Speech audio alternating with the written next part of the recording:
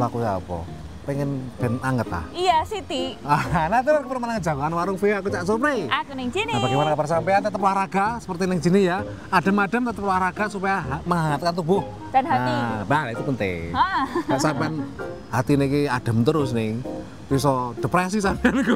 Pokoknya pas nanti dibilang Ratu Es. Nah, Ratu Es. Aku Ratu Api, Raja Api. Ratu Api sampean ya. Raja Es dan Raja Api, Ratu Api. Nah, dalam episode warung kali ini kami mau ngajak sampean untuk melihat kelakuan binatang. Nah, kewan-kewan. Apapun itu saya senang dona flora fauna acara zaman dhisik iku. Ya. Saya senang sampai sekarang pun aku masih senang mau melihat acara-acara wild animal dan sebagainya itu nih. Karena itu menurut aku menarik ya untuk ditonton penuh dengan kejutan. Iya. Perilakunya mereka ya. Tingkah lakunya itu kadang-kadang aneh. Nah, tapi mirip manungsa sakjane. Terutama sing jenenge primata kayak misalkan orang hutan nih. Itu kan memang secara genetik kita ya berdekatan lah. Sangat dekat. Berang persen 90%-an itu lebih lah malah. Heeh. Meh padha harus simpanse barang kuwi ning ya, meh padha karo menungso ning. Ya, dan juga beberapa perilakunya itu bahkan bisa menunjukkan emosi. Ya. Terus juga kelakuan-kelakuan seperti kepintaran, kecerdasan itu juga hampir serupa ya, Cak. Nah, sini orang hutan wis dadi objek penelitian dari wong Amerika, wong Eropa dan sebagainya ning. Ono penampungan-penampungan nang Kalimantan, nang Sumatera kuwi para peneliti Amerika nek kono. Tertarik untuk datang dan belajar. Dan ini juga menciptakan sebuah lingkungan penelitian yang cukup kuat antara Indonesia dan Amerika ya, Cak. Lewat orang hutan. Ya, apa ceritanya dulur? Ditantai.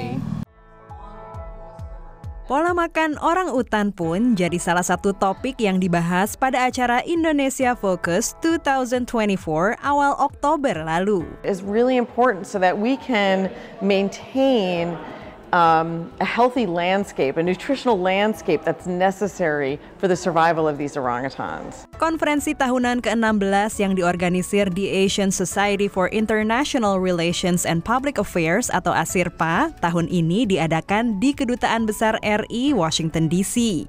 Bertujuan memfasilitasi penyebaran temuan penelitian dan mendorong kolaborasi di antara akademisi Indonesia dan internasional, konferensi menampilkan pembicara utama Aaron Vogel, Profesor Antropologi Rutgers University, New Jersey. In 2011, when I went to Rutgers University as an assistant professor, we signed an MOU with UNAS immediately to support the research at the Tuanan Orangutan Research Station and to facilitate a cross-cultural exchange of Indonesian and foreign students working together at the research station, promoting the conservation of the forest there and, of course, the biological studies of wild orangutans. Riset Aaron di Indonesia dimulai tahun 2004 saat menjadi fellow pasca doktoral Universitas Zurich. Bekerja sama dengan Universitas Nasional atau UNAS, ia melakukan penelitian di Pusat Riset Orangutan Tuanan sepanjang Sungai Kapuas, Kalimantan Tengah.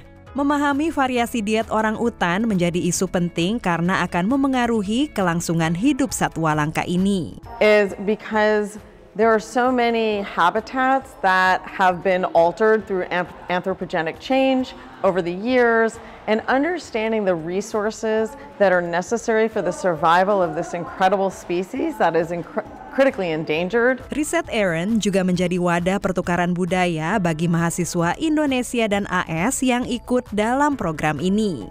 Ada sekitar 160 mahasiswa Rutgers University dan UNAS yang ikut melakukan riset.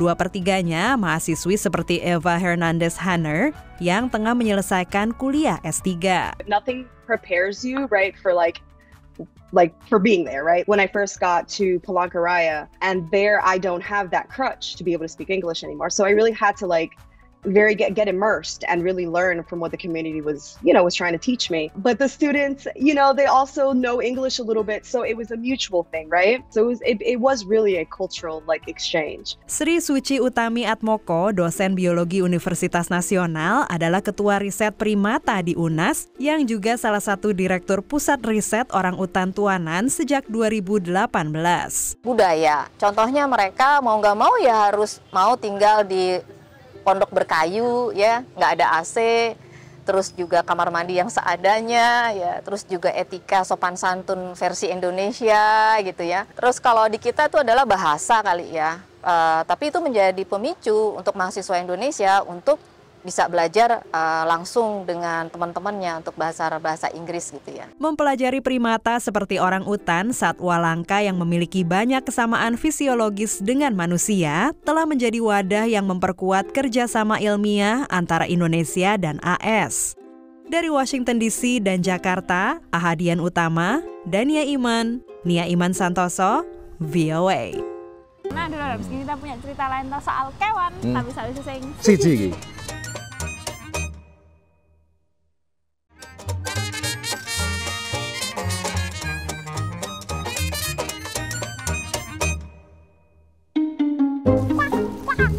Apa? Lah aku rene manuk sama jadi manuk. Lho, saka orang hutan yang manuk ta. Iya. Nah, tapi emang sakjane ning lek misalkan musim-musim tertentu nek kene-kene akeh manuk itu paling enggak enak mungkin kademen ya mungkin ya. Katun. Mereka tapi bermigrasi Kak, ke daerah yang lebih hangat. Tergantung daerahnya ya.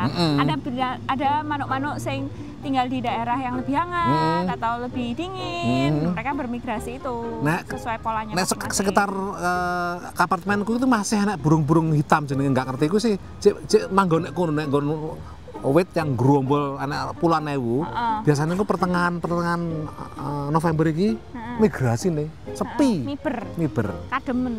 Nah, masalahnya kalau di kota-kota sekarang itu nih kan banyak gedung-gedung pencakar langit. Nah itu kan banyak jalur migrasi itu mereka kadang melewati kota itu nih. Nah nabrak. Loh, kok mesakno? Lah kasih mati. Gak ono polisi manuk ta? Lah kudune ya nek lalu lintas ngono. Ya, ojo nang kono. Engko diajari beberapa orang dikumpulin manuke supaya di ngatur lalu lintas mereka ngene. Dikandani, iki lampu merah ojo nang kene. Ya apa ceritane dulur di pantai. Burung pipit putih ini tampak linglung dan kebingungan. Kemungkinan besar ia adalah korban tabrakan jendela yang ditemukan dalam keadaan syok di trotoar pusat kota Chicago. Setiap musim gugur mulai bulan September, kelompok-kelompok konservasi di Chicago menemukan ratusan burung di jalanan kota, terbunuh atau terluka setelah menabrak gedung-gedung. Of the birds that we recover, about 70% of them are dead, and about 30% of them are injured. And those 30% are ones that we want to quickly pick up off of sidewalks, streets, and buildings before more harm comes to them. Banyak burung lahir dan besar di kawasan jarang penduduk di Kanada. Mereka tidak terbiasa melihat gedung seperti di Chicago, apalagi menghindarinya ketika terbang.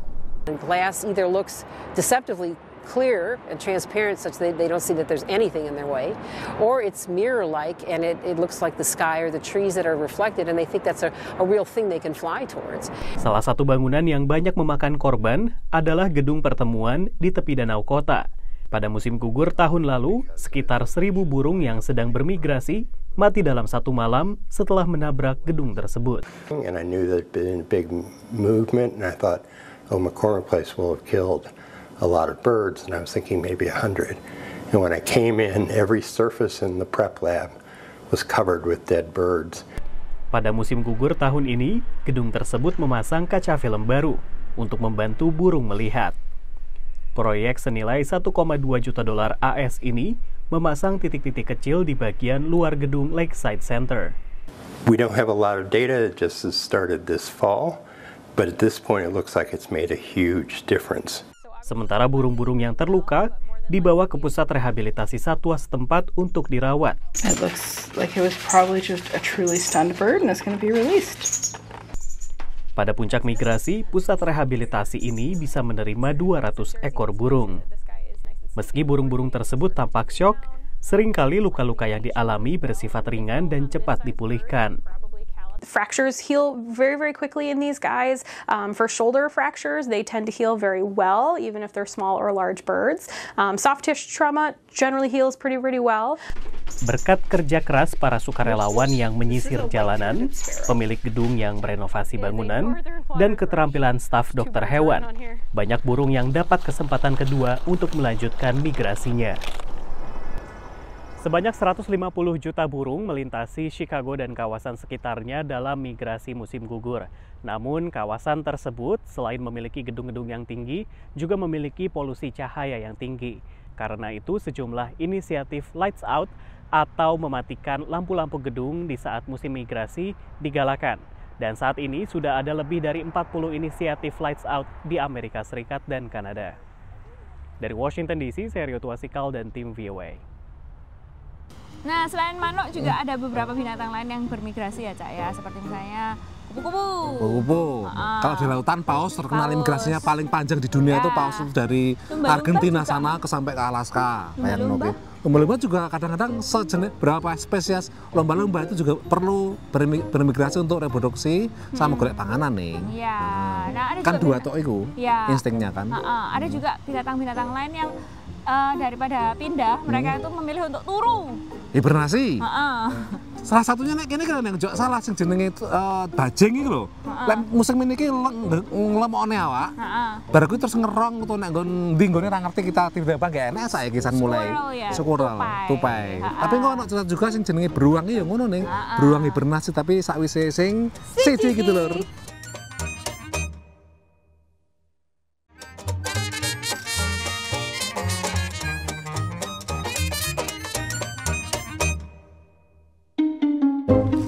Nah, Dulur, isen jangkauan warung Vio ngobrol tentang dunia perbinatangan, perkewanan. Jadi emang alam kewan itu kadang-kadang emang masih itulah contoh hidup sosok makhluk hidup yang mengikuti benar-benar iklim alam ya, siklus alam nih. Ya, yang harus bertahan dalam iklim biasanya mereka tuh mengubah perilakunya. Mulai dari makan sing akeh, turu, bermigrasi ku mau ya toh. Nah, yang paling terkenal biasanya kita ngerti hibernasi. Itu beruang kutub, semua beruang di Amerika, bahkan di negara lain di Eropa pun itu emang mengenal jenis hibernasi ketika musim adem ning. Lah nek Alaska ya ngono, ana sing jenenge beruang iki kan biasanya lek pas ngene iki mangan sakake ning. Salmon iku sampai sedina kan 20 kilo dan sebagainya supaya terutama digolek gaji tok iku ning. Nah, iki supaya wong itu seneng menyambut musim adem ngene iki, dianek lomba dinas taman nek ngono kuwi, nek lomba ke lemun-lemunan beruang kon milih karo penonton, karo wong. Wah, lah apa misalnya kok dikon milih mbok ya ditimbang ae ya apa sih? Lah kan saka foto-fotone delok kon niteni beruangmu kok dina iki sak meneh lemune engko sapa sing menang entuk hadiah. Untuk kesadaran terhadap lingkungan hidup dan terutama pelestarian hewan itu ning.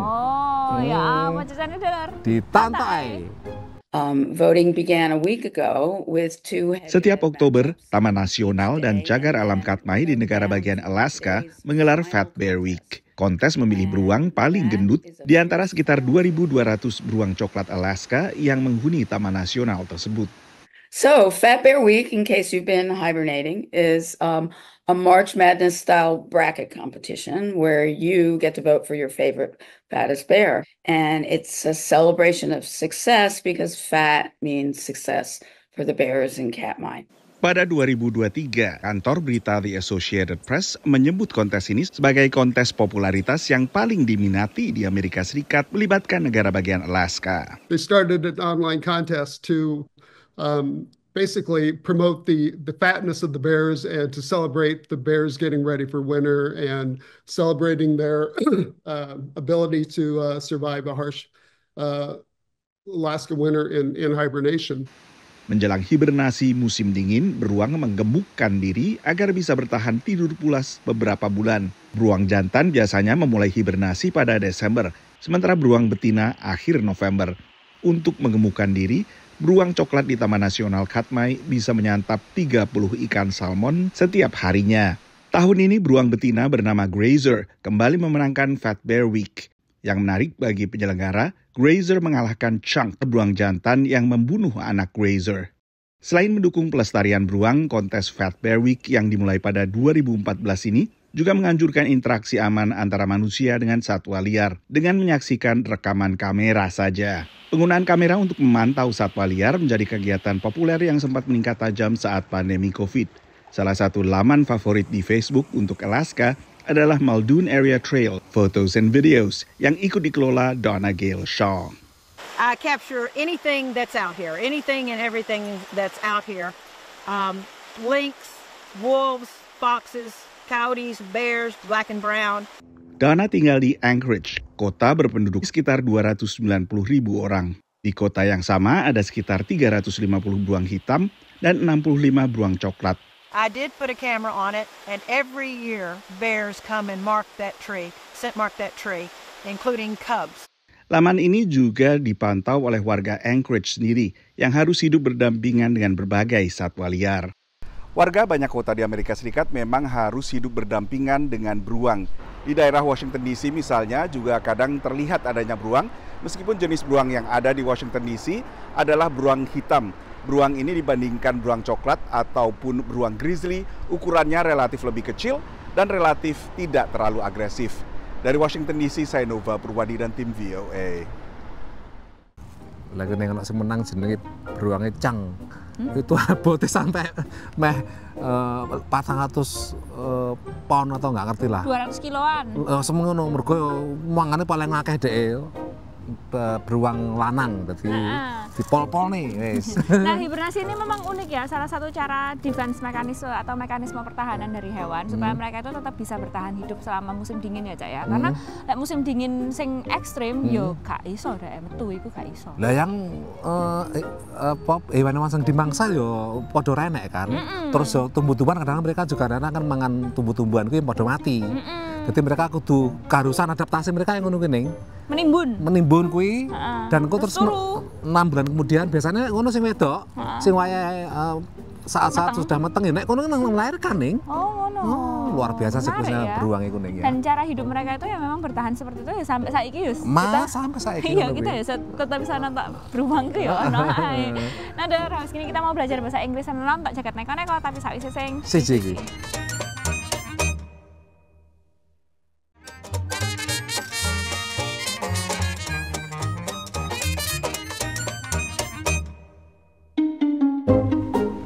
Ngomong beruang atau berduit itu nih ya, beruang berduit ya, itu mau kadang-kadang ono si wong ngiseng nih, terutama hibernasi itu orang meneliti suatu soal yang diterapkan yang manusia itu kan berarti menghemat makanan nih, misal toh ada yang iseng sampai gitu, biar supaya mereka sampean jam 3 wae tangi selalu iya sih, cuman kadang-kadang aku berpikir kalau kita itu bisa hibernasi selama 3 bulan 4 bulan, ya itu menarik juga ini ya. Sampai anak aku tak mangan sih. Tapi aku penasaran nek beruang hibernasi ku mimpi apa ora? Yo, nggak ngerti mungkin mimpinya apa ini? Mimpinya nenggon alam sing luwih enak hangat ngono ya. Nek pantai lah ya. Nah, kita belajar bahasa Inggris dulu dalam English in a minute.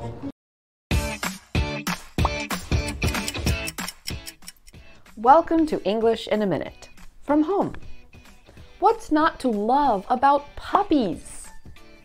But what do you think this means as an idiom? Puppy love. Aw, Katie's son went on his first date the other night. Isn't it great when young people are in love? Jonathan, I think it's just puppy love. He's only 13. I doubt it's serious. You don't think they're on the road to a lasting relationship? Jonathan, he'll probably have a new girlfriend by the weekend. Puppy love refers to the strong feelings a person can have at the start of a relationship. It might seem like puppy love won't last, but sometimes it does. And that's English in a minute. Dulur saiki gilirane jagat neko-neko.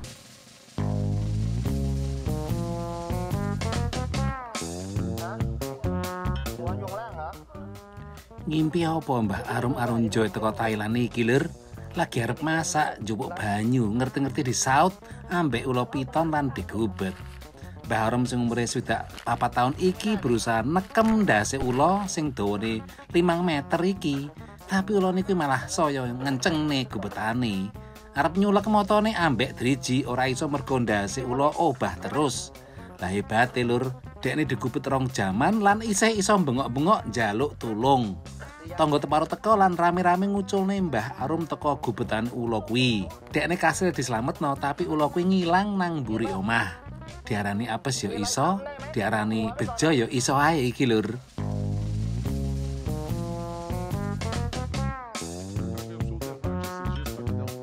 Politik memang keras lur. Landuk Sao Paulo Brasil iki kedaden pas acara debat calon wali kota sing disiarno langsung barek stasiun TV setempat. Nalika cawalkot Pablo Marcal maparno program-programi, ngerti-ngerti dekne dikepruk kursi mbarek lawan politike Luis Datena. Lho apa mergo ngenyek bojone ta kok ngamuk? Ora lur, tapi mergo Marcal jarine nantang lek Datena ora cukup jantan wani mukul dekne. Krungu kuwi Datena kemropok atine njupuk kursi lan dikeprukno nang gegere Marcal. Suasana dadi kisruh. Untung ndang iso dileremno lan Datena diusir teko arena debat. Lek ora tahan provokasi, sampean cocoke dadi penerima tamu.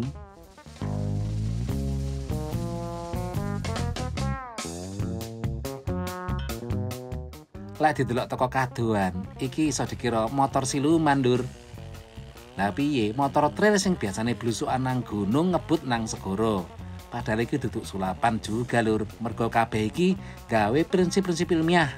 Supaya iso ngebut nang banyu laut, roda motor trail iki dipasangi papan ski khusus supaya iso ngambang. Masih ngono, sing numpak pembalap teko Georgia, Georgi Gajiletsi iki kudu prigel, Lur. Dekne kudu ngebut dalam kecepatan tertentu supaya ora kelep lan yo lek iso ora nabrak ombak mergo iso marakno motor oling. Lah bar iki gilirane blusukan nang dasar laut nganggo motor. Dunia kewan itu memang sesuatu yang menarik untuk diteliti dan diikuti ya, Cak ya. Walaupun mungkin kadang-kadang kene mikir kayak lah apa sih nonton kewan-kewan ini gak penting. Apa mana kayak misalnya semut ngono. Atau tengu yang lebih kecil lagi itu. Kita jangan salah dengan meneliti binatang terutama yang dekat dengan kita kayak mamalia dan sebagainya, primata itu kadang-kadang juga mengungkap karakter kita atau struktur genetika kita juga nih. Penting juga itu. Bahkan jok salah penelitian yang hewan singa kadang-kadang untuk menemukan obat yang menambani penyakit yang menungso itu sering terjadi juga begitu. Setengah jam ngontoni sampean ngobrol tentang dunia hewan. Lek sampean punya pertanyaan atau usulan ide apa kirim nang warung@voanews.com utawa nang media sosial kami ada Facebook, Instagram, YouTube ditonton kata kuncinya VOA Indonesia. Aku ning sini. Aku Cak Supri teko Washington DC nang mburine kamera ono Cak Rifan. Nyuwun pamit dulur.